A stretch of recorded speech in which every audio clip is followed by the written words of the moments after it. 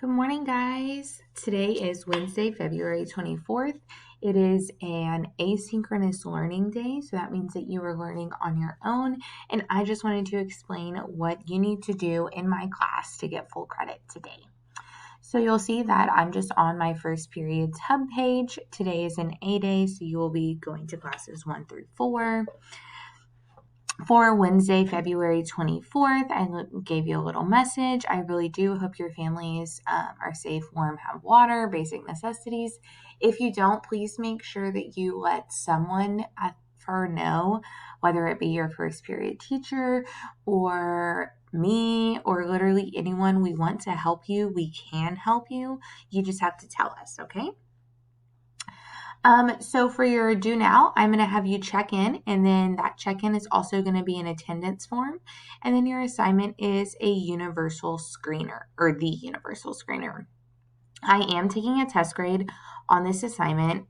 Please make sure that you show growth. If you show growth, and AKA, if you make a higher reading level from the last time you took it, you'll receive a 95 as a test grade.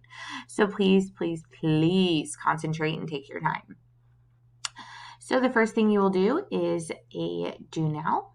It is titled Do Now 224, and it basically just asks, basic attendance forms things, first and last name, class period, and your student ID.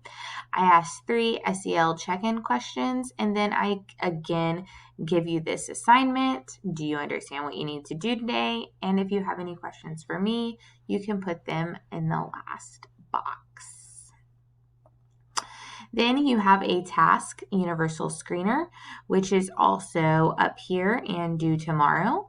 So if you click that universal screener, it basically, again, explains that you need to show growth in order to receive a 95 as a test grade, and that you need to mark this task complete once you have finished. So when you're finished, go ahead and mark the task complete.